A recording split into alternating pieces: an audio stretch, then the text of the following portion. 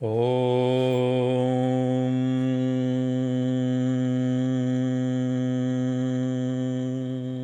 Mangalam Gurudevaya Devya Matriksha Mangalam Mangalam Bhakta Vrindevyo Sarvalokaya Mangalam Om Stapakaya Dharmasya Sarvadharma Sarupine Avatar Varishtaya Ramakrishnaya Te Namaha Om Guru Brahma Guru Vishnu Guru Deva Maheshwara Guru Deva Param Brahman Tasmai Shri Gurave Namaha Om Sarashiva Samarambam Shankarachara Madhyamam Ashmarachara Prayantam Vande Gurum Paramparam Om Bhadrakali Namo Nityam Saraswati Namo Namaha Vera Viranga Vedanta Vijjastana Vacha Sri Ganesha Sharada Gurubhyo Namaha Hari Om Jai Ma, Jai Ma.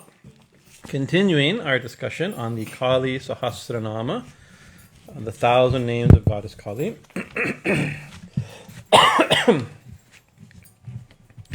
And so, Jai Ma.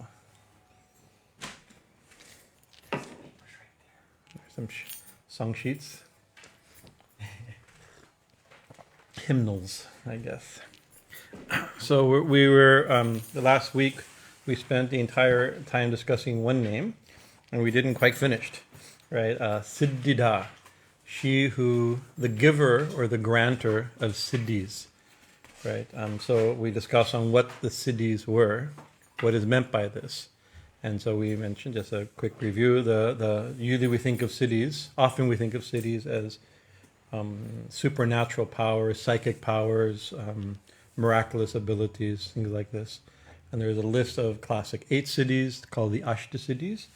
And those are becoming really small, becoming really big, becoming really heavy, becoming really light, right? Materialization or grabbing, right? Accomplishing one's desire, things like this, right? And then we mentioned, we read, and we covered other, beyond those 8, we talked about the siddhis mentioned in the Srimad Bhagavatam. Krishna mentions in the 11th skanda, the Srimad Bhagavatam, Krishna speaking to his nephew Uddhava about the nature, how a yogi, a devotee, who's practicing meditation on me, Krishna speaking, specifically mentioning very yogic, almost a trope of yoga, that of controlling the senses, controlling the mind, and controlling breath, pranayama, mental control, and sense control. One who's doing yoga in that classical sense, almost a Patanjali style sense, right, to control the mind, and while focusing on me, Krishna says, right, then what siddhis will not come, right? And he mentions one who meditates on this aspect of me gets this ability or this knowledge or this power, like that. Then we also mentioned siddhis mentioned in the Samkhya text and some other texts like that.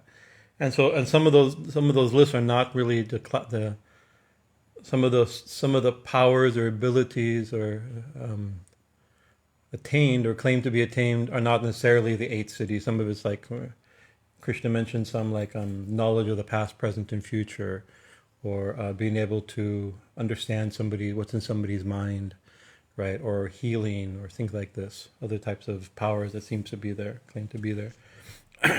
We mentioned also in the Yoga Sutra, Patanjali's Yoga Sutra, in the Vibhuti Pada. This is a translation commentary by Baba Haridas. If you want a really nice, simple to understand, clean, classical translation, this commentary, Baba Haridas is one of my favorites. It's in 4 volumes. It's really good. Very true master of the Yoga Sutra. Some of the best classes, I've only attended, we've had his darshan many times, but only heard him speak on Yoga Sutra 2-3 times. And those are still, every point, years later, they're still going through my mind. It's such perception. I can't say speak on Yoga Sutra. If you know Baba Haridas, he was silent, right? One of his students would read the verse and read his commentary, and then people would ask questions. He's silent for the last 50-something years. It was like he's expired now, and he'd write down answers on a chalkboard or something like that, and they'd read it out. So a lot of these things are written very, very simple like that.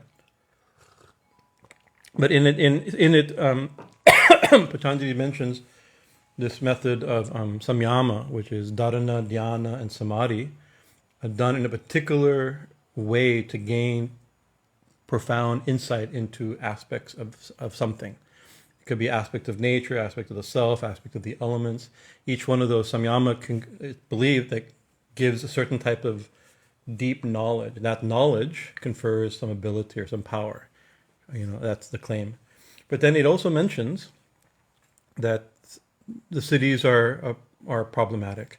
Better to avoid them, right? And actually, one of the last I read just over my morning tea, looking at this morning, morning coffee, not morning tea. Who am I kidding? There's one verse at the end here. Tadvaragya api dosha bija kshaye kaivalam. This is Sutra 51 of Vibhuti-pada. It says that by non-attachment, and what's attachment to these, and it's talking about what was discussed in the whole chapter, which is knowledge and power gained by that knowledge. So knowledge, profound knowledge of things and states and esoteric knowledge that most people don't have, and power that comes from that knowledge. By detachment from this power and knowledge, the seeds of bondage are destroyed, right? And thus liberation, kavalyam, is attained. So even after listing, this is verse 51. The previous 50 verses are about the different types of siddhis that can be attained by certain types of meditation. Then towards the end of the list, it says, but if one is unattached, it's by non-attachment to this knowledge, this esoteric knowledge, and the power, any power that may be gained by it, that by this non-attachment, the seeds of desire, the seeds of karma are destroyed, and thus granting one liberation. So I know why, if siddhis can be more problematic than beneficial, as per these few verses, or why is a whole chapter, more than one chapter, dedicated to them, right? And so Swami Prabhavananda, the founder of the Vedanta Society in Hollywood, he has a commentary also on the Yoga Sutra called, I think it's with Christopher Isherwood, How to Know God. Very simple, but still has its own charm. It's not a classical commentary based on Sankhya. It's more Vedantic and Bhakti-oriented commentary, which still has its glory. But he says, actually, any doctor that's going to describe some method of some medicine or some treatment will also describe the potential side effects, right? So if you do this, this may happen. And if you do this, this may happen. If you do this, this will happen. If this happens, be careful. Don't, it's like this type of thing. So Patanjali, he says, Patanjali is being a good doctor, describing what happens what can happen in meditation. And if it happens, you can understand so you don't get scared. I remember one time I have an interesting, I was in India one time and I had really bad congestion and couldn't hear, and my ears are plugged. And then I called home, said, what do I do? I've been sick for weeks now. And somebody said, oh, just in India you can prescribe your own medicine, right? You can just go to any drugstore and you can order Valium or anything. You can get anything over the counter, right? And so I asked for tetracycline, which is a strong antibiotic, right? So easily I get saying, how much do you want? Well, I'm not a doctor, so I don't know how much. I get this. They gave me a whole bunch of really strong tetracycline, And so I started taking it, and after a few days, still kind of cleared up, but still wasn't. So the whole, for 3 months, I'm taking tons of tetracycline, right? There's a problem if you don't have a doctor telling you how to use the medicine, right? And at a certain point, my skin began to peel in my hands, right? And I began, you hear, you're traveling in a tropical country, you have some flesh-eating bacteria that's going to kill you. In my mind, I'm a closeted hypochondriac, so I can immediately think of something the worst possible thing, right? And pretty soon I got to get really tremendous anxiety, and when we could, here I am in India, I have a life-ending disease of a flesh-eating bacteria, because I know people who've been hospitalized, almost dying from flesh-eating bacteria. So it's not like it doesn't happen, right? But it was happening to me. And then somebody pointed out that one of the side effects of tetracycline overuse is peeling of the skin, right? So now when the doctor asked me, do you have any allergies for medicine? I said, not actually an allergy, but I took 3 months worth of daily tetracycline and my skin peeled. Well, yeah, that would happen. That's not really an allergy. That's an overdose. So anyway, so perhaps the description of the siddhis in the Patanjali Yoga Sutra is something like that. Because meditation can cause, or can, the belief is in the yogic tradition and traditional culture, that certain types of meditation and yogic meditation, where the senses, the mind, and the prana is controlled, right, in forms of higher meditation, new knowledge and new abilities can come, right? So actually, we'll recite the verse just for the sake of practice, like we're talking about, and then we'll jump back into this siddhidā. The name we're working on right now is finishing, is siddhidā, name 293, and then the following name, siddhā, similar related names. But the verse, I printed it very small, sorry. We'll do it, repeat every fourth line. Sarveśvarī sarva-mātā, sarveśvarī sarva-mātā, sarvāṇī hara-vallabhā, sarvāṇī hara-vallabhā, sarva-jñā siddhidā siddhā, sarva-jñā siddhidā siddhā, bhavyā bhayāpahā, bhayāpahā, sarveśvarī sarva-mātā, sarveśvarī sarva-mātā, sarvāṇī hara-vallabhā, sarvāṇī hara-vallabhā, sarva-jñā siddhidā siddhā, sarva-jñā siddhidā siddhā, bhavyā bhayāpahā, bhavyā sarveśvarī sarva-mātā, sarveśvarī sarva-mātā, sarvāṇī hara-vallabhā, sarvāṇī hara-vallabhā, sarva-jñā siddhidā siddhā, sarva-jñā siddhidā siddhā, bhavyā bhayāpahā, bhavyā bhayāpahā. So siddhidā, the one who confirms siddhis. So I was Swami Shivananda Saraswati, the founder from the Rishikesh, the founder of the Divine Life Society. Another, if you want, I'm suggesting books. He wrote 300 books in English, so all of which are good in different ways. One thing about Swami Shivananda's books, there's something to remember, because there's a problem when you read them, but also there's a benefit of his books, is that they're not written for Westerners. They're written in English, but not for Westerners. So the benefit is that things aren't dumbed down in a certain sense, or dumbed up, or complicated up, or however you want to think of it, right? He wrote in English because he didn't know Hindi. He didn't speak Hindi well, and he was in the Hindi-speaking area, South Indian, and so he wrote for an educated English-knowing language. So his books are good, but the problem with that also is that they're written from a previous generation's cultural stance. So you have to digest a little bit in some of the dated language and things like that, and dated social conceptions. But spiritually, his books are correct. Sadhana books, for his books on sadhana. So he wrote something on siddhis. He says, desire for powers, and this is why there's some Sri Ramakrishna also, we ended last week with Sri Ramakrishna's kind of warning against developing or showing siddhis in his tradition, and he prayed, Ma, I do not want the 8 siddhis like this. And he said that Ma showed him that the 8 siddhis were like considered like stool, something undesirable thing. So they're in the scriptures. The saints have shown them. They're part of religion across the board. Most religions across the board have this phenomenon, or this belief in this phenomenon. But yet Sri Ramakrishna is warning against their development or attachment. Even Patanjali warns against attachment to them, right?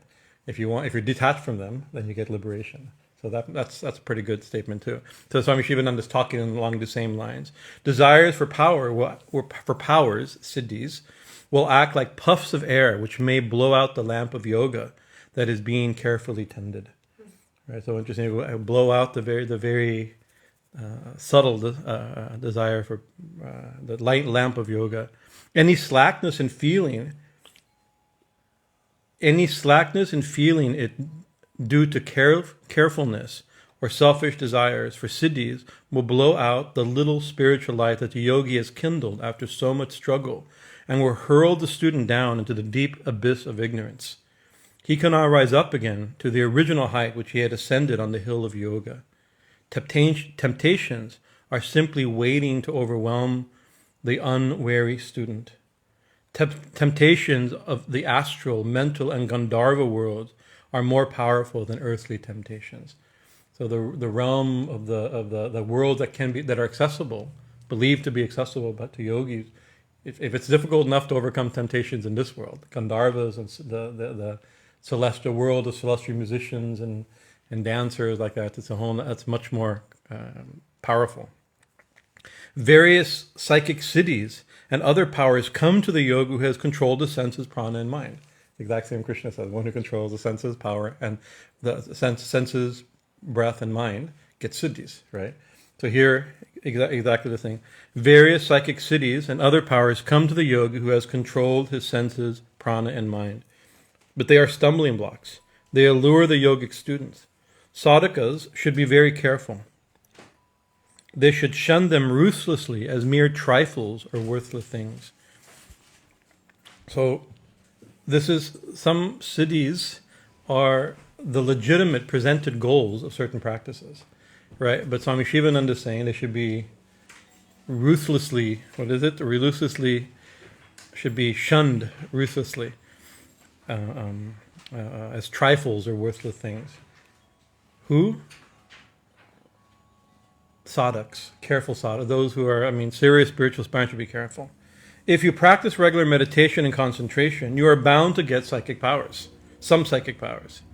You should not use those powers for base and selfish purposes, for gaining some material end or other.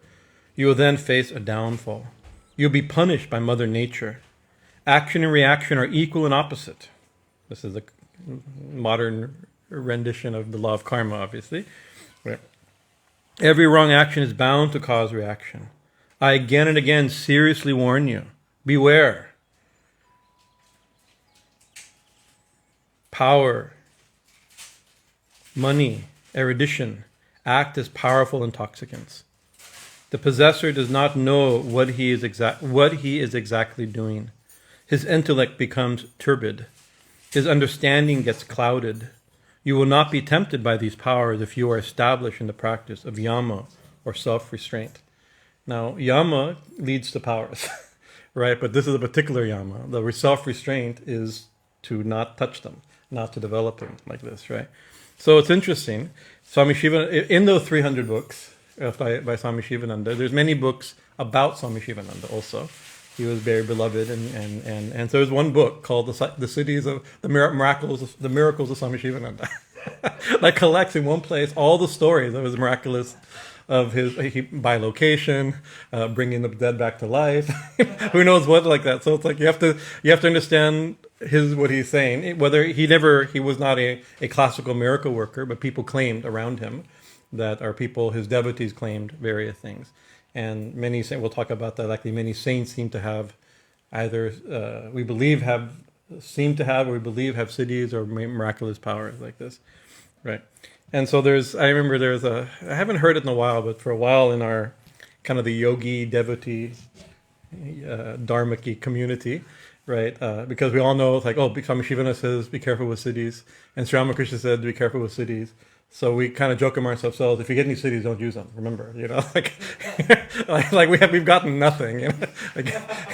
I can't even sit up straight for 20 minutes with my back hurting, and we're like, no, but be careful, don't use any siddhis. It's not really, for most of us, it's probably not really the issue, right? In that sense, But still good to know. If you get siddhis, be careful, don't use them.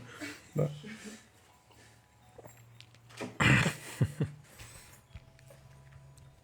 So we mentioned the classic 8 Ashtasiddhis, and then Krishna mentioned another 10 last week, and another 5, and another 10 from the Samkhya text, and other like this. So, but there's others that could also, like most of the time, I don't think when you think of people who have some ability, some power,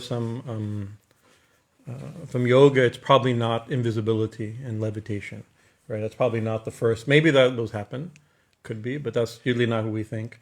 There's other people there's things we see like Vaksiddhi, where their words have power, right? And Vaksiddhi comes from different things. It comes from certain types of mantra practice can create Vaksiddhi. So it's believed. Also, by being truthful, your words have power. That's the simplest way. If you practice only speaking truth, then necessarily everything you say will be true, right? But also, if you say something, it becomes truth because you're so established in truth, right? So that's a type of bhakti. But there's also people who do certain types of mantra siddhi to give their words power. That's different than being truthful, right? And you know what in the Lord of the Rings story we have, what's the white wizard? Gandalf. Not Gandalf. He's a gray. Sauron had Vaksiddhi. It only is. Swami Bhajanananda points this out to me. I don't know the story well enough. I only follow the movies. He has scriptural. He has scriptural knowledge. I only have comic book knowledge. Like my Mahabharata is from the comic books also. We all do like this. But he has scriptural knowledge of the original text. So he says that it's only hint a little bit when you hear like. He's mumbling something in the wind, and he can control people by speech. He has the power of speech, right? That's not because he's truthful, right? It's that he's developing. It's a movie, but it's based upon ancient ideas, right?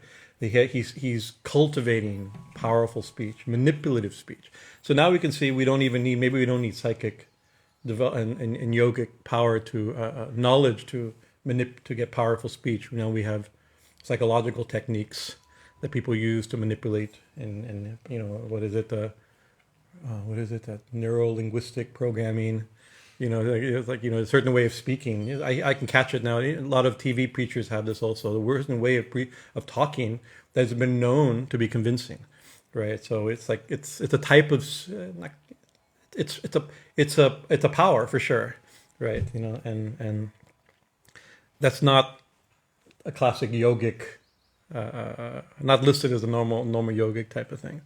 So some people who are people, and then there's another one of our friends, Jody, Jaima, Jody. Jody Radzik.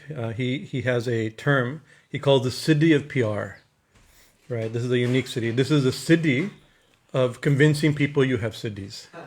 Right, where there's actually no actual evidence of siddhis, but people are convinced, oh my God, Guruji has siddhis, or something like this, right? And there's enough of a culture around it that everybody's convinced, right, or at least suspects, right? And that itself is a type of siddhi. I think it's potentially manipulative when you convince people that you have power, and maybe the only power you have is the power to convince people that you have power. That's another type of. I'm using the word obviously siddhi in a limited way here, right? So there's another thing is that people have in the popular use of the word charisma. They're just charismatic. They have and we call it magnetism or something like that, attractive power, right?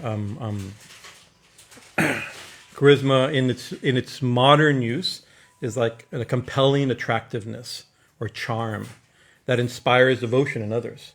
Right, that's a type of siddhi in a certain sense. Maybe it's not a yogic power per se, right?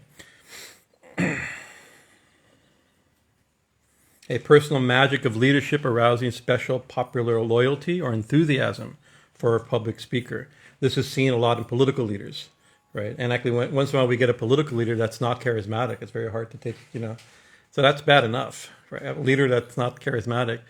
But it's better than, I think it's more scary than it's better than, something more scary is a political leader that's very charismatic, because they will respond to his charisma or her charisma and not perhaps their whatever they're offering in leadership and agendas and the like.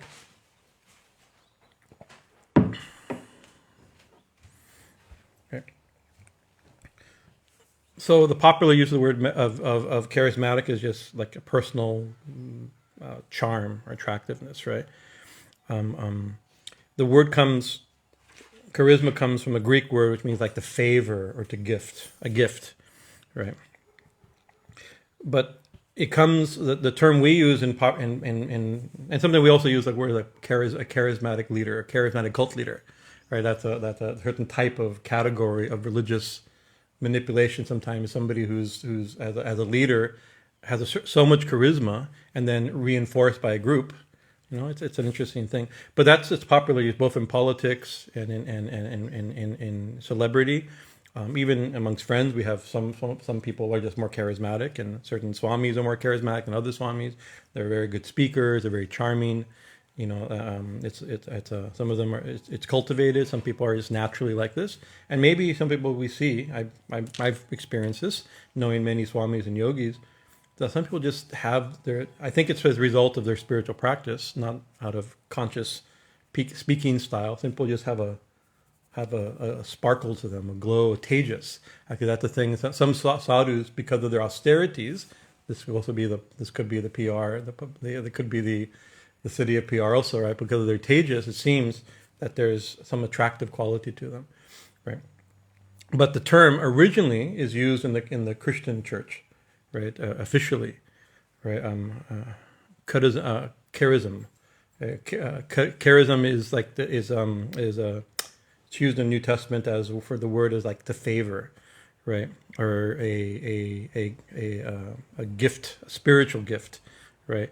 And so in Christianity, it's believed that all it's used in Christianity especially. We'll use it first. It's a Catholic Christian word, right? And it's used like a Christian will have a special gift in order to spread the gospel or something like this, right? A gift of the Holy Spirit, something like this, right? That gives them the power to present Christian teachings and to be a channel for God's goodness to people like this. And so they use this term as like certain orders. They have a special charism. I'm slightly mispronouncing it. It's out of practice, lack of practice. And so like certain orders, their special gift, right? That they believe God has gifted maybe the founder of the order, and that the followers of that original founder, like Saint Francis or Saint Gertrude or Saint Teresa of Avila, like that, they have a special to be preachers or to be teachers or to work with the poor or to show mercy to those who are suffering, something like their special gift, right? That's the original use, right? And so that's a certain type of power also, and also in the it's a lot of it's traced back to in Christianity to the Pentecost moment when the Holy Spirit came down and the disciples began to have certain gifts, right? The gift of healing, the gift of gifts of tongues, the gift of interpreting, all kinds of different gifts are there. I forget. I have a fellow student at the new seminary that did her doctoral project on the charismatic gifts of the Bible. So I'm going back to, I can see her presentation in my head as I'm pulling from. Very interesting for sure. Right. So the question is, are siddhis something like that, or something like the charisms of Christianity, the gifts of God, or are they something? Because she here is called siddhidā. She's the grantor of this, right? So these are, if whatever the siddhis are, or the siddhis that this name is hinting at, they're gifts of God, right? From that perspective, some understanding, right? They're siddhidā. She's the one who grants them. So in that sense, like this. So that's one thing: a special charisma, a special power, a special gift, a special ability, a special blessing for the world. We have this term also in the Vaishnava tradition called Shakti Avesh, right? Certain people have they incarnate a power, a divine power.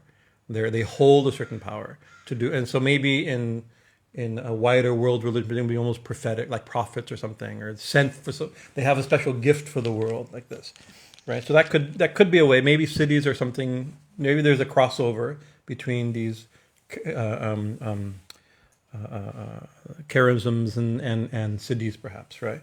Another thing is, in a wider religious perspective, is the idea of a miracle. That's why I want to, where we left off last week, I didn't get a chance, where I thought I was going to finish and I didn't finish. On my original notes is, are siddhis and miracles the same? Right. So one of the problems is that we're using these languages. These are the words and concepts that are similar but not identical in two distinct, similar but more dissimilar than similar religions in very different languages that have an entire different theological, cultural backup to understand them. Right. The phenomena may be the same. Somebody seems to have an extraordinary power to do something amazing, right, or something unusual at least, right, and maybe something like spectacular, right? Something divine, right? But one calls it a miracle and one calls it a siddhi, right? Or are they two different? Are they the same thing, or are they different things? Or are they, so I thought we could meditate a little bit on this just before moving on, because sometimes what we mean by siddhis is what other people call miracles, but maybe it's not. Maybe we're using the wrong the wrong word, perhaps, right? So miracle, the Christian term, the Latin term, right? Miraculum is objects of wonder, right? Something that's wonderful, something amazing, right? So its legal definition in the church we use is a surprising and welcome event that is not explicable by natural or scientific laws. A surprising and welcome event. So it's not, not a miracle. So somebody cursing somebody is not be a miracle. That's a different category, right? Something is a wonderful event, a welcome event that doesn't seem to be explicable, right, by normal, natural, scientific laws, and therefore it's considered to be a work of some divine agency, or at least super. So because in Christianity, it's a divine agency because God, miracles always God sent, right? And so when Christian theologians look at miracles of other religions, well, they can't be miracles, right? Because they may be surprising and welcome, but they think it can't be a divine agent, right? Because God did not do that. So who did it then? Well, they themselves did it. It's some yogic power, right? Some magical, or it's some a manipulation of a deity or of a ghost or some demonic spirit. So it's easy. So a miracle is something amazing in your religion, right? And other things are other people's religions. You can see already you have some problematic definitions, right? Right. So an extraordinary event taken as a sign, right, of the supernatural power of God or the divine, right? We use it a little bit different, a little looser, as an extremely outstanding or unusual event, right, thing or accomplishment. So sometimes we use it lightly. Oh, it's like, oh my God, it's a miracle she got pregnant. Well, it's probably not actually a miracle, right? There may be. I mean, if with the Virgin Mary, it's considered a miracle, right?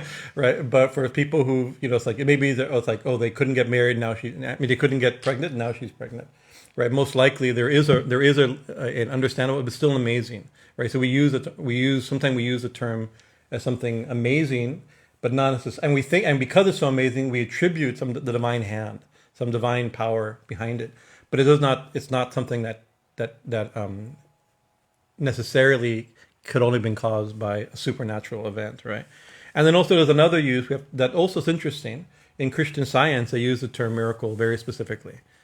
Christian Science tradition, right? It's a divinely natural phenomenon. It's a divinely natural phenomenon, right?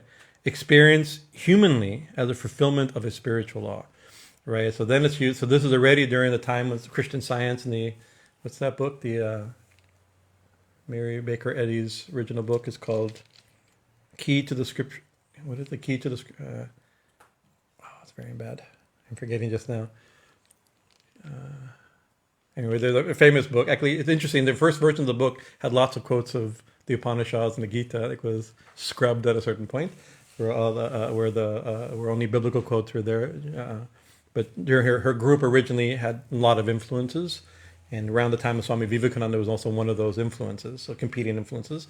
But anyways, it's kind of a period of time was actually these are laws, they're divine laws. Right, so it's not something outside the law. It's not a break of a law. This is a law. It's just we don't know the law, right? And so there's a lot during that time. People were writing along those lines, senses. Even Swami Vivekananda made some description a little bit like this: that these are not something outside the law. They're just laws we don't understand. These are the actual proper functioning of laws. Is miracles. So that's a turn of the century definition, perhaps. Or influence definition. This comes to very clear expounding in the Autobiography of Yogi, the whole chapter called the Law of Miracles, right? That it goes a little into these are the law of miracles. It's not something outside the law. This is a law that we simply don't understand. So that's a unique use of the term. I just want to mention because early preachers of Hinduism and yoga described miracles almost in this way. That's why I think that's important. Yeah. So generally, miracles are seen as an event that is not explicable by natural causes alone, right? A reported miracle excites wonder because it appears to require as its cause something beyond the reach of human action or natural causes, right? So I can't say I had a traumatic anxiety attack just going back to too many hours reading early Hume back in my college days, but it all came waves of it coming back from a text called Of Miracles, where he gives certain definition of miracles, and then he argues whether or not such a miracle can exist, and then counter arguments for each one of these points. And if you've read David Hume, you can have fun. If you like to, you can read it and have fun. Eventually, I want to do a summary talk on it as part of of our seminary. It had a something I don't. It's not that particular the structure of those arguments is not something I've formulated in my mind for many years, right? But he gives a very simple definition that's a lot of people use, right? And it's a violation of a law of nature. That's the definition. Something that's a violation of the law of nature, right? And so with that standard, right, what's a miracle, right? By that standard, all of Yogananda's description of miracles are not miracles. He's claiming these are not violations of laws of nature. These are laws of nature, right? You can see immediately in a post-David Hume on miracles world, right? You can redefine something where it's already on this side, right? So is it really a miracle? Right, that's the one thing, right? There's a problem with this conception also. There's a cultural problem with it, is that most cultures, including Western culture that has interest in miracles, believed in miracles before it had this idea of a natural law that's inviolable, right? So that definition is fine now, maybe, but it doesn't really cover the 95% of self-understanding of what a miracle is. That definition is a very modern definition, right? Right. So then there's arguments against it. This is where I got my anxiety and trauma came back from my philosophy days. So there's different arguments. So God don't. So it has. That means only God. I mean, a miracle is something caused by God that breaks the laws of nature. But since there is no God, there can be therefore there can be no miracle. That's one thing. Or then you have Spinoza, who says actually laws of nature can't be broken. Therefore, there's no miracles, right? God and His laws are identical from his unique definition of his argument is like the will of God is identical with the laws of nature, right? That the will of God is the laws of nature, and miracles violation of the laws of nature. God's will is inviolable, right? And therefore miracles don't exist. So he dismissed miracles outright. There's different things, all kinds of. Then Hume has a thing where he's like, if somebody claims to see a miracle, let's say you claim I saw somebody resurrect from the dead, right? He said, well, that's quite amazing. So that's a miraculous statement. So what's a bigger miracle? It's like between two miraculous statements. That means miraculous statements are things that are almost unbelievable because they violate the laws of nature. The bigger the violation, the bigger the miracle. Between two miracles, the bigger one is less real, right? And therefore, like, what's more miraculous? That somebody resurrects from the dead, or that this person's not deluded, or not lying, right? So usually he dismissed most miracles as like the miracle of it happening is less likely than the miracle of somebody thinking it happened incorrectly. So he gets a whole. I mean, this is a part that gave me anxiety thinking about it, right? But so that's one thing. And so a lot of people, modern day challengers, right, is like, yogis are claiming miracles, right? That's part of yoga, right? And gurus are claiming to have miracles. People are claiming miracles that are guru. Show me, right? How is that a law? Is that a violation of a law of nature? If it's not, that's not a miracle, there's what is it the like skeptic society and rationalist societies, right? There's hundreds of them, and almost all these societies start in Canada, but they're all over the place, right? Where they put up challenges. And if you've seen this, where like there's $100,000 challenge for somebody who shows a miracle, shows a miracle using scientific standards, right? Pre-agreed upon in scientific standards. Mind reading or bilocation or an actual proving thing of healing, like, and all these awards. There's hundreds and hundreds of them. You can look it up online. Look up, and all of them have remained unclaimed, right? By certain standards, it's impossible to prove, right? And anybody see a movie called The Song of Bernadette? It's about the Our Lady of Lourdes. Lourdes? I think Lourdes, right? Saint Bernadette, who originally saw Our Lady of, I think Lourdes, right? Fatima or Lourdes? Fatima. It's Fatima. The Immaculate Conception. But at opening, it's a over-the-top black and white movie of a previous age, has its own charm. But I remember, the reason I brought it up, the screen starts with a saying by somebody who's quoted, I don't remember, it says, for those who do not believe, no proof is possible. Right, and for those who believe, no proof is necessary. This is the famous quote. It really struck me, right? Not because it's profound, but it's also problematic, right? The conversation doesn't move forward, and and I was thinking. I remember I used to think about this challenge of the skeptical societies, the rational societies, to show a siddhi, right? And so far, I mean, you can become a millionaire if you show one siddhi, but it's probably easier to become a millionaire convincing people you have siddhis and not trying to get it from one of these societies, right? Because the standards, you'll never convince them, and they'll never, and maybe you never convince because it's not true, or maybe convince them it's just they'll never accept whatever proof there is. If there's proof, it won't hold, right? So in the Gospels, right? This is the Western world's. There's certain miracles that are attributed to Jesus, part of the Jesus story, and attributed to Christian saints. But we can see the same type of miracles we find it across religious traditions. They're listed because Jesus performed 4 types of miracles, so this tradition goes.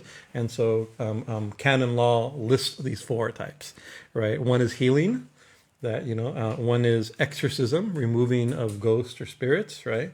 Then there's natural miracle, like commanding nature, stilling the water or something like this, stilling a storm like this. And then there's restoration. Restoration could be raising somebody from the dead or himself being raised from the dead, right? There's other miracles that are there, but usually these are the 4 main categories. But I'm thinking all 4 of these, people claim yogis have these powers, right? People healing, exorcism, right? Raising from the dead, right? Or healing somebody from, bringing somebody back. There's stories like this, right? Stilling storm, causing rain, stopping rain, so either one's caused by God and the other's by demons. That's a simple answer, right? Or they're both caused by God. Here she's called siddhidā, the one who grants these things, that they're called miracles. Or they're both siddhis, and we misunderstand. And maybe another way of understanding miracles as yogic accomplishments, rather. So it's another. Yes? One example when I think about miracles is how would you consider like the Guadalupe? So that's a very good question. That's a seemingly miraculous apparition, right? So it's miraculous in a different sense that it's a divine apparition, a vision. It's a visionary thing, but not necessarily But now the question is whether that icon that was miraculously appeared, as per the story, has healing powers, has restorative powers. And therefore whether it itself is a type of miracle. It's a very good point. A type of category of Christian miracle is a vision or a manifestation, a theophany or something, some manifestation of the divine, right? Visions of Mary or manifestations of Mary are big ones, right? So that's one thing. But then whether or not that the place or the object then has miraculous power, miracle granting powers. And that, I think, the millions of people who go there, people have faith that it does. Besides just being, oh, the Divine Mother appeared there, she's available there, and people pray to her and get responses from her. So I think it's in the same category. It's actually, I have a few things on the idea of miracle working icons and the like also, right?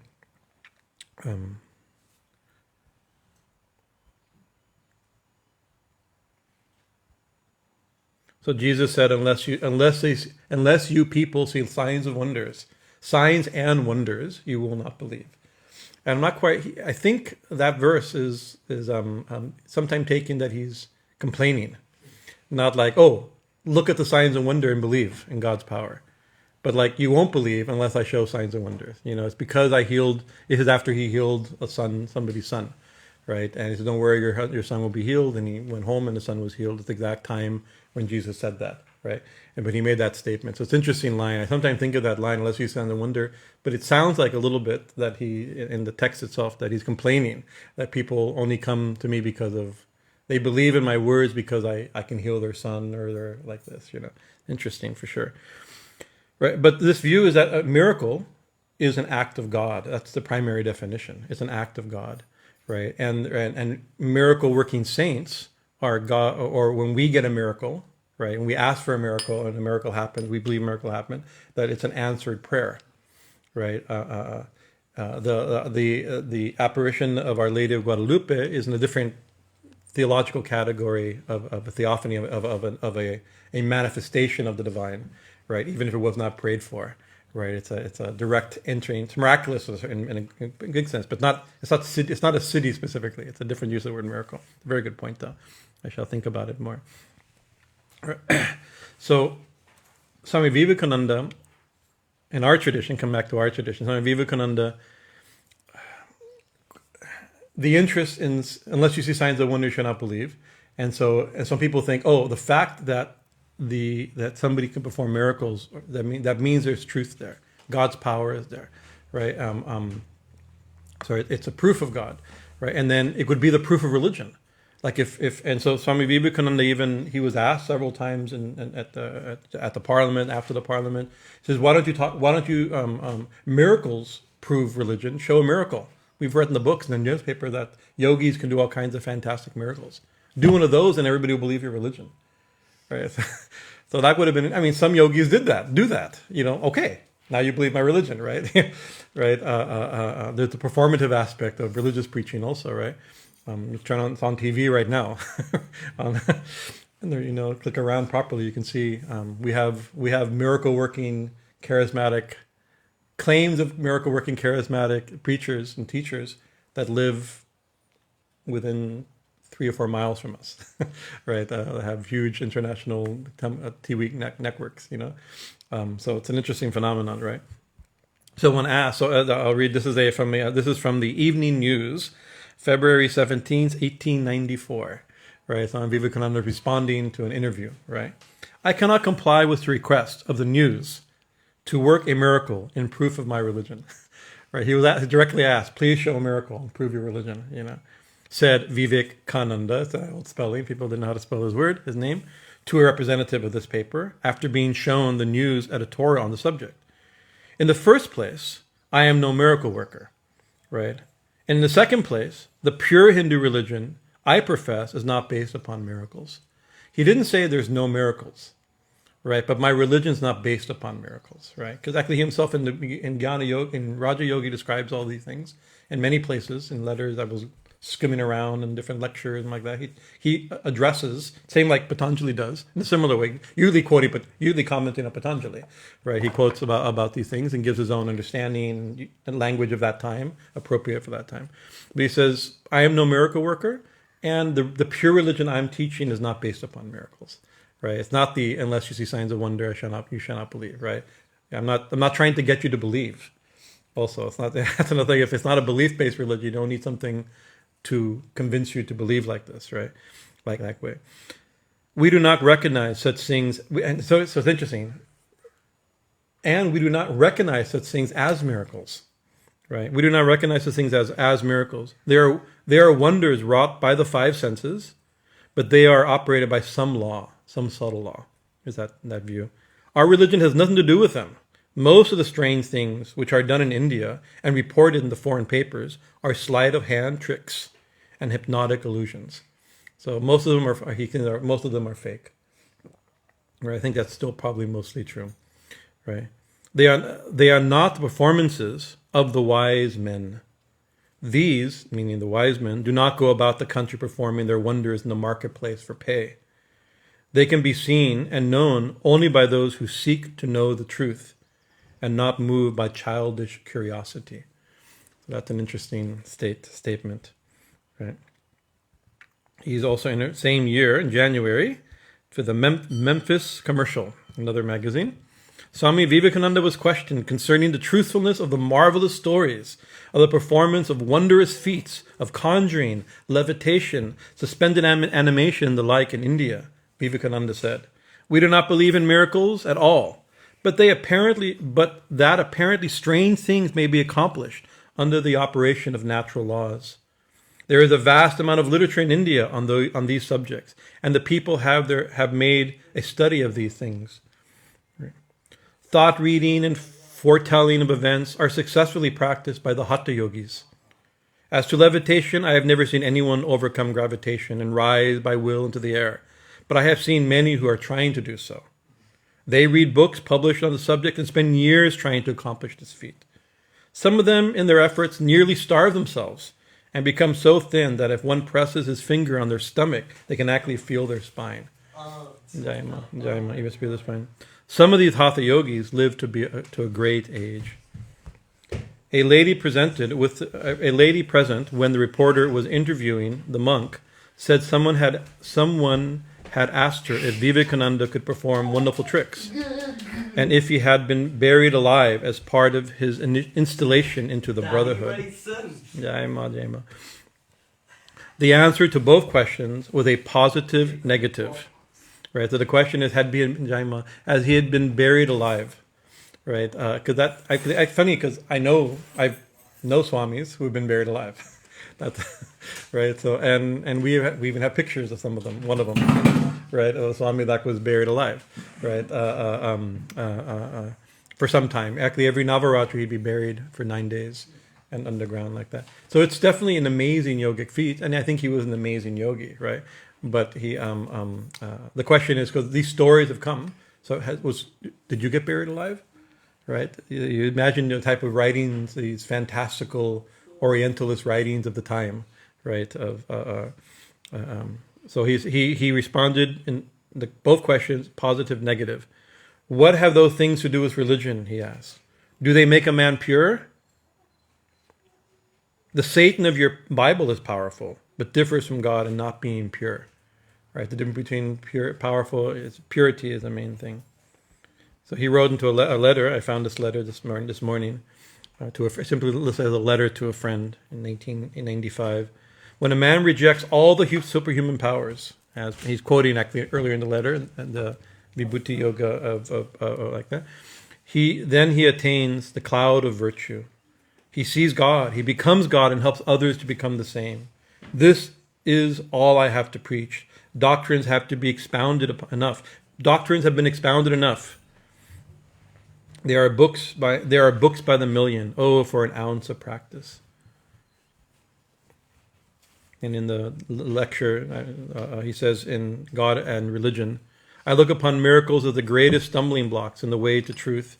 When the disciples of the Buddha told him of a man who had performed a so-called miracle, had taken a bowl from the great height without touching it, and showed him the bowl, he took it and crushed it under his feet, and told them never to build their faith on miracles, to go and look for truth and everlasting principles.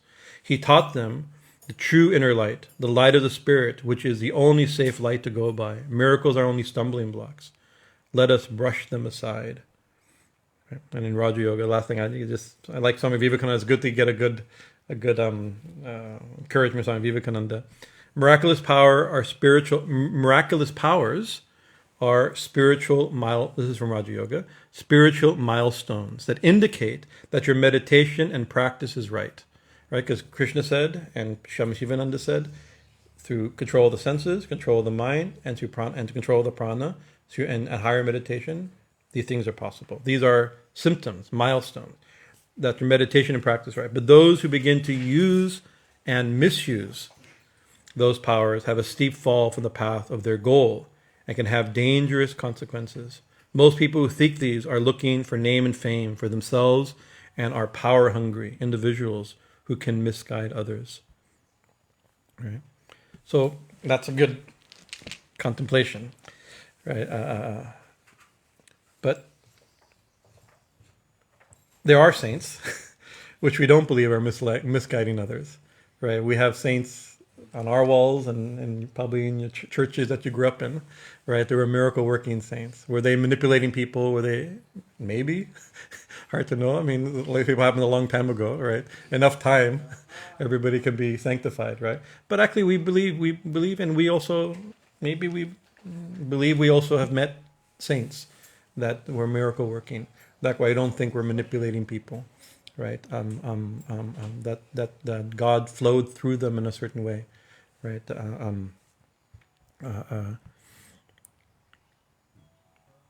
Right.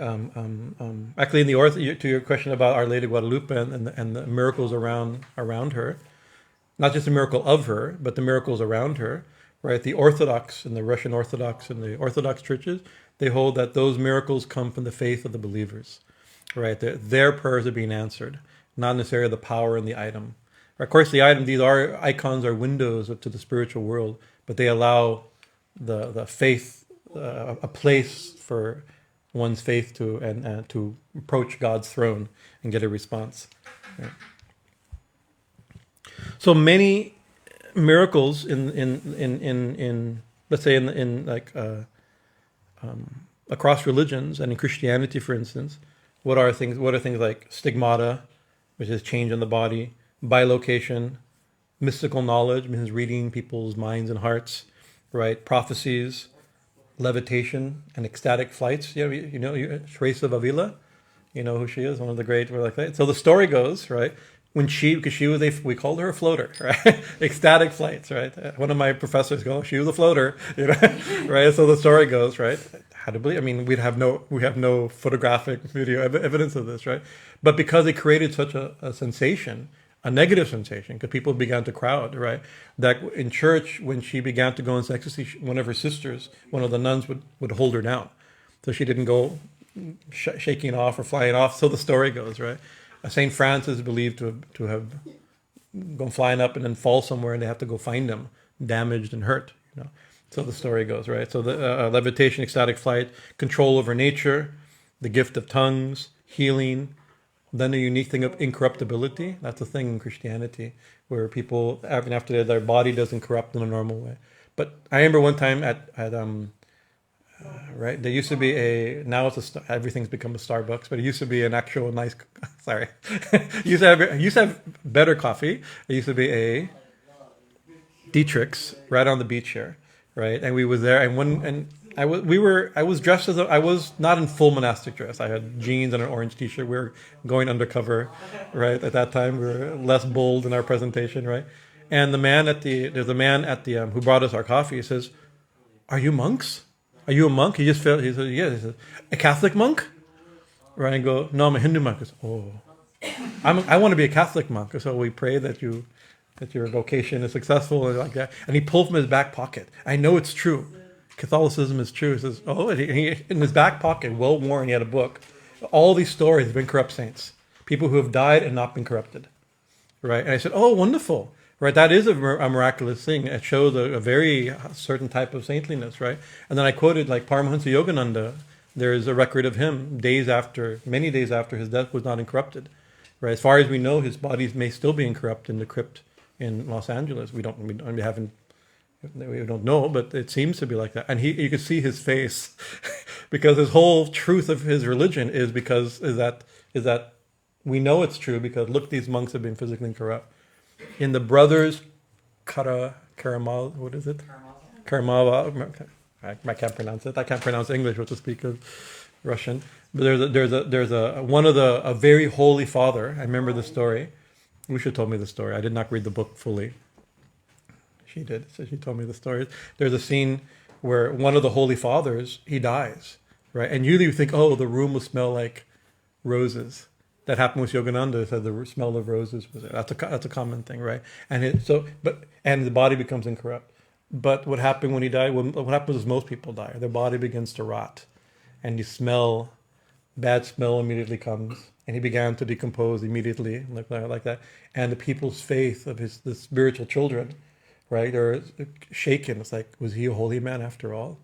As if that's the proof, right? So you can see the danger. He's playing with this idea of holiness, of these miraculous things happening.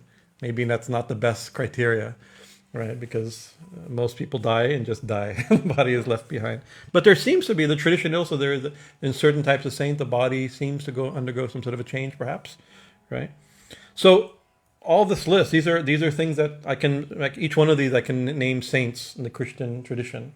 Right, but I can also name saints like incorruptibility. I can name saints in the Hindu tradition, or in the Buddhist tradition, or in the Sufi tradition, right? That have experienced, that seem to, at least the stories have similar stories, right? So if they're miracles, they're blessings of God, right? Here it's a blessing of the goddess, siddhidā. She's the one who gives these miraculous powers or abilities or siddhis, however we understand them, blessings, right?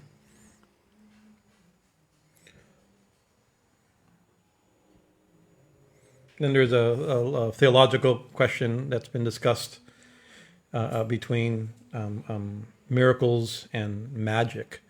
Right? Of course, magic sometimes just means a trick. That's not what's meant by magic. Magic is a category of religious practice where one is trying to manipulate or influence cosmic or subtle powers, right? And some make a big distinction between religion and magic. That old distinction is being whittled down a little bit, because sometimes magic is simply certain people's religion. It's a way of religious practice, right? So maybe that distinction, but the idea of the magic, they're trying to contact demons or spirits or something like that, or cosmic powers, where in religion and miracles we're contacting God, right? But here, I think the argument is that both are contacting her through different methods, right?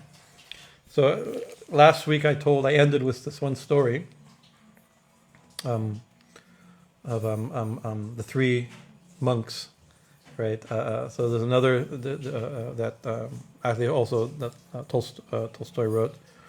I was thinking there's another story. I'm pretty sure it's Ramakrishna. I was trying to think where the source of it is, but I'm pretty sure it's the Gospel of Ramakrishna, but I can't remember it exactly. So maybe you know.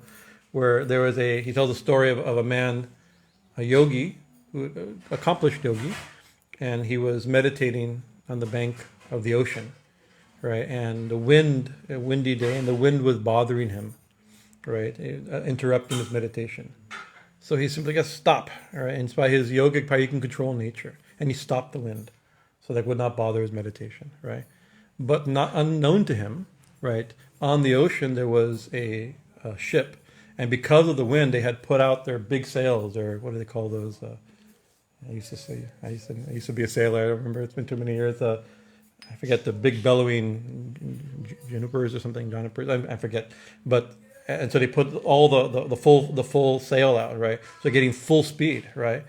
And when he stopped the wind, right? The wind stopped immediately, and the boat capsized, and all the people on the boat died and drowned, and all the sin from that sin went to the yogi who was simply trying to meditate, right? I'm pretty sure it's Ramakrishna. Is this Ramakrishna? I think so. Yeah, I just can't remember it exactly. I remember the story, not the source. But right, it's perhaps a warning also. This is another danger, not purposely doing. Paramahansa Yogananda, who lived in a world of miracles, in the modern yogic world, his book and his tradition is full of miracles, full of wonders, for sure, right? That challenged the Western mind, for sure, right? But one of the things he says that when powers come, yogis, saints are directed only to exhibit something or pray for something by God's direction. Right, if God's blessing, God gives the permission, right, or instruction to do it, right. The problem is everybody think everything we do is blessed by God, so it's a little tricky. So she is So Thakur, one of the points is that it's potentially dangerous. It keeps us, by being careful about siddhis, both our own, remember, if you get siddhis, don't use them, right? Right. But also, more than this, I think we can turn that, if you see siddhis, don't be cautious, right? That's another thing. Not just don't use it like that. If any of you develop siddhis, we'll talk a little bit. Right, right. But if you see it, then be cautious, right? And not to be misled, not to mislead ourselves also, and keep our focus pure. Our Thakur said, I do not want the 8 siddhis. I do not want anything. I don't want name and fame. I only want you. Let me love you. Let me remember you. Do not delude me by thy world bewitching Maya. M glosses that term. Do not delude me by thy world bewitching Maya. Don't let me forget you. Don't let me forget you. Don't let me forget you. So anything that could cause us to forget God, we have to be careful. Even divine things, right, potentially can make us forget God, right? So it is a legitimate soul, a goal and result of sadhana, but is not the highest, right? But she who gives fulfillment, siddhidā, but we've used it, because I just used this opportunity for one name, siddhidā, to talk about interesting things, right, that I wanted to talk about, whether you liked it or not, right? But actually, siddhidā cannot mean that at all. It could just mean she who gives perfection or attainment. Yogic attainment, it's also called enlightenment, liberation, right? Kavalyam, right? All these are considered siddhi, right? Or the 4 goals of life: dharma, artha, kama, and moksha. Those are the attainment of those. The attainment of those is called siddhi, to attain. Right, so this whole thing, because usually we think of siddhis as magical powers, so we had to poke at them a little bit with a stick, right? But actually, anything you attain, right, spiritual or otherwise, it's given by her. Anything you accomplish, she's the one who blesses the accomplishment. There's a bigger name there, siddhidā, right? So if it could be for siddhi, could mean fulfillment, it could mean attainment, it could mean success, it could mean perfection, right? So in which case, she is the giver of fulfillment, the giver of spiritual attainment, of any success, right, and of perfection. So that's good to remember. Then the name after that, the name for today, siddhā. I have 15 minutes, 60 minutes past my time, and I'm going to do the next name in just a few seconds, right, is siddhā. Siddhā, right? Siddhidā and siddhā. Siddhidā is the one who grants perfection or grants siddhis, or siddha, and siddhā is one who is perfect. Right. So if siddhis are powers, she has those powers. Right. If siddhis are fulfillment, she's fulfilled. She's complete. If siddhis are attainment, she's attained everything. If she's the most successful. If siddhi is perfection, she's perfect. Right. So siddhi also mean a siddha is someone who is perfect or who's attained siddhis, whatever that siddhi is. Right. So she's perfect, and she has all siddhis, and she has all attainments, right? But anybody who is a siddha, right? Anybody who is perfect, or anybody who has powers, or anybody who has accomplished anything spiritually, she's also them.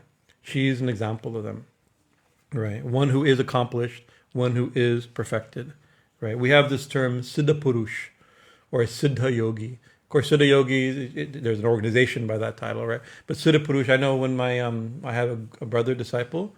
He's officially my favorite sadhu, right? Named Swami Bhajanananda. He died during COVID time. Unfortunate. But I remember there's a video of his attendant, another Swami Bhajanananda, same name as mine, right? Who was attending to him the last days, and he was almost unconscious as oxygen was going down and things like that during that really bad time in India when. I remember the extremely traumatic time in India he's one of the people who died during that COVID time. But I remember somebody going, he's siddha purush. He was calling him, as he's taking care of his body. What a precious, what a blessing to have him, his company, his siddha purush. So I was really thinking, because I know he's a man of tremendous realization, right, inner realization, right. But I was thinking, what does it mean to be that? To be a perfected being, a perfected yogi, right? It's like, so if he had he accomplished the goals of yoga, the states of yoga that he had renounced the world and dedicated his life to extreme yogic practice, there's no way for me to know, but from the little I know, I would say that's probably the case, right? did he attain power like that? He told stories of, like of things that you'd expect old yogis out of the old books to do during his youth, of tigers coming to him and not being angry, the wild stories of yogis in the jungle, right? He was one of those yogis in the jungle, right? So in all those cases, so there are people, right, that are either perfected yogis or yogis of divine realization or power, knowledge. So we believe we've known siddhas, siddha purushas, right? So she is the siddha, she is a siddha, and she is siddha. She is the perfected person, perfected yogi or accomplished yogi, and she is perfection. She is accomplishment, right? She is perfection. Jai Sri Guru Maharaj Ji ki jai, Mahamai ki jai, Swamiji Maharaj Ji ki jai, Ma Dakshineshwari Bhavatarani Dakshina Kali ki jai, Jai Sarveśvarī Kali ki jai, sarveśvarī sarva-mātā, śarvāṇī hara-vallabhā, sarva-jñā siddhidā siddhā, bhavyā bhāvyā, bhayāpahā. Are there any questions or comments? Yes. Yes. Tom. Not to dive back into earlier. It's all right. You were talking about the charisma, the compelling attractiveness, or the PR. Yeah.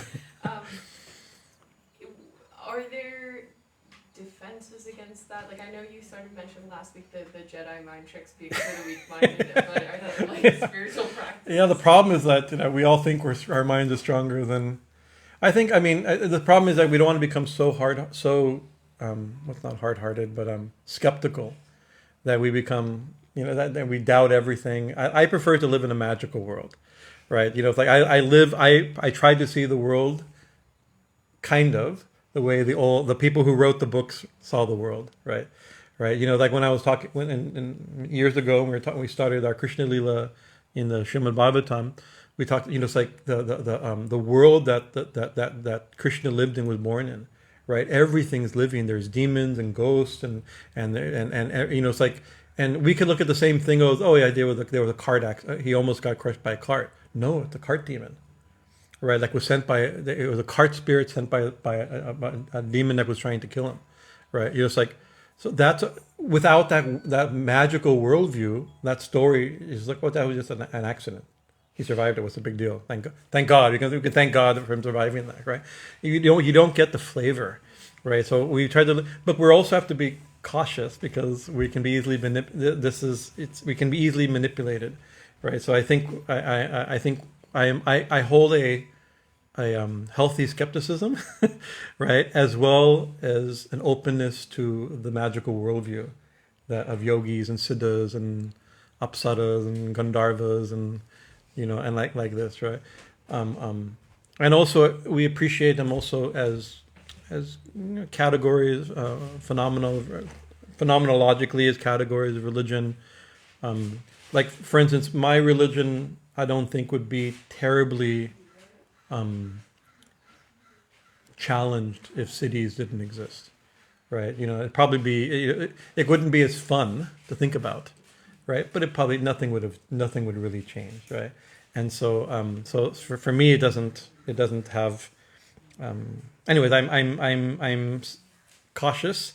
There's a story. It's a story that happened in my own guru line. I'll tell you. My guru's line, my gurus, they're hatha yogis, right? And they do practices very advanced.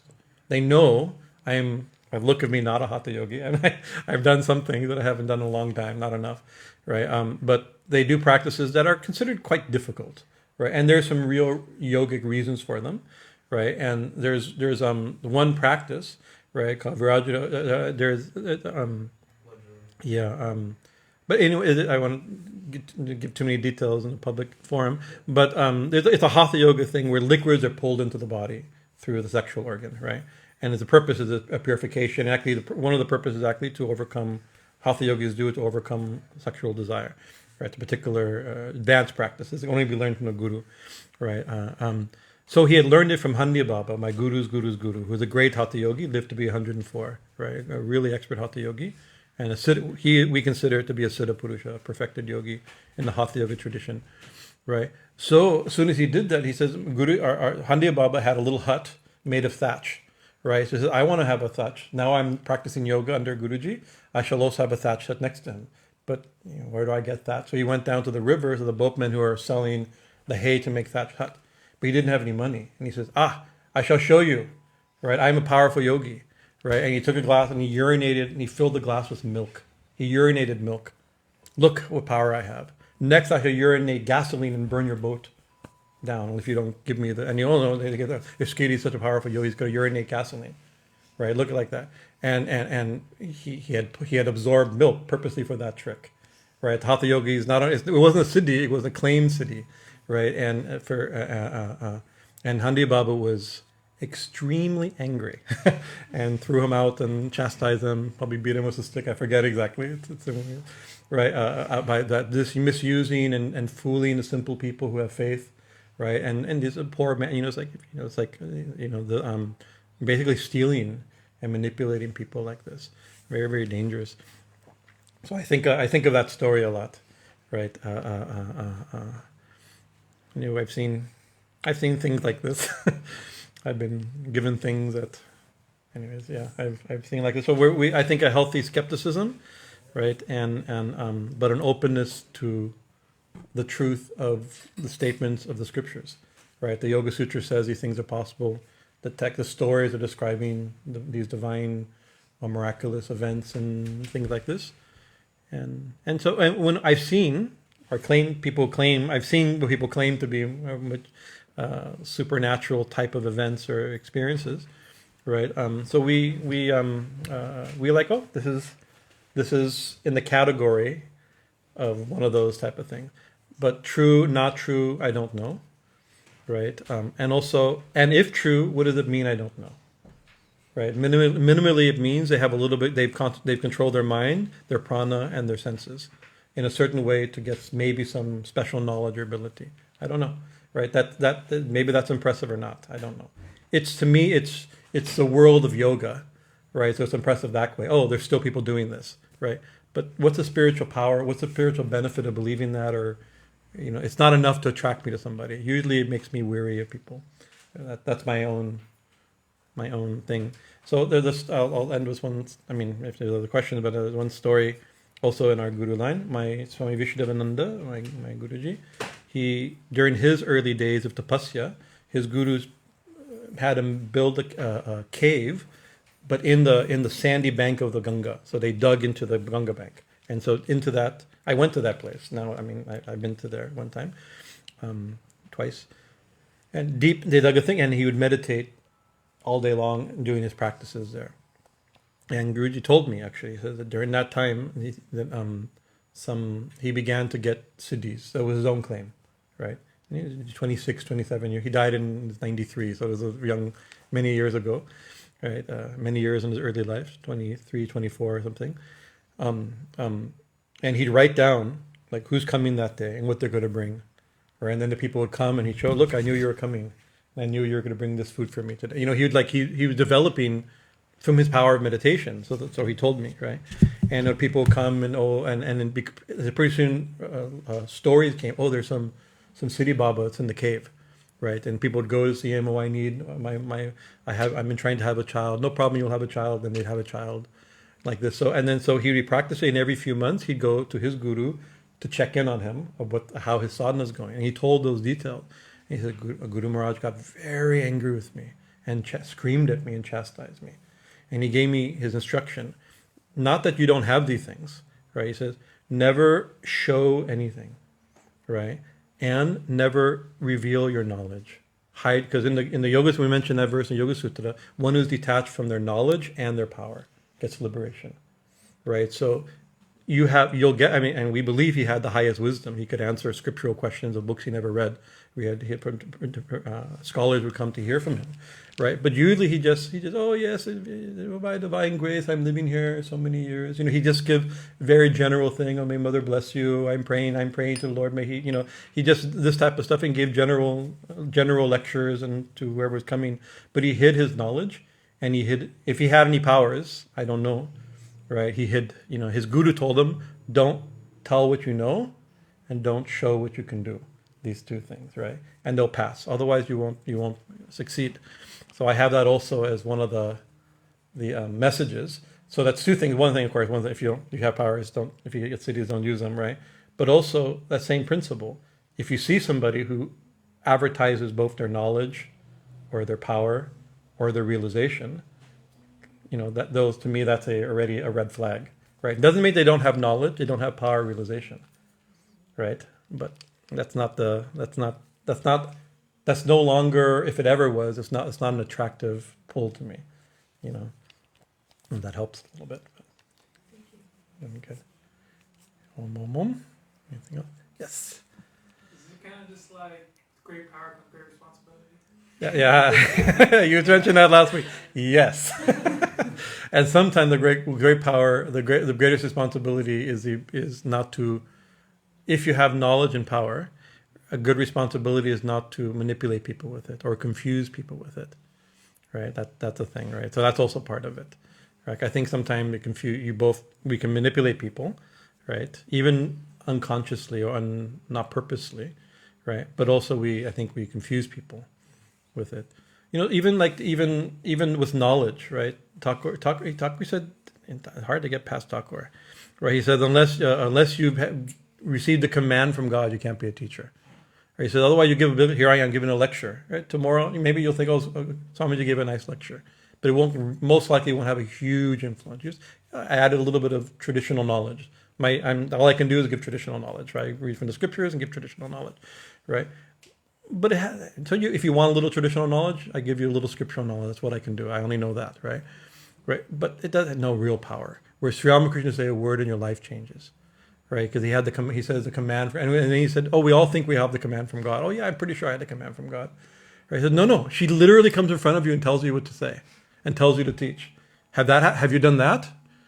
No, sorry, that hasn't happened to me. And he told big lectures, powerful people. I mean, the big names in Calcutta at the time, they were attracting thousands of people. And Thakur said, wherever you have attractive power, there's some divine power in attract. It's one of the siddhis. They have charisma, right? So there's something. They have some.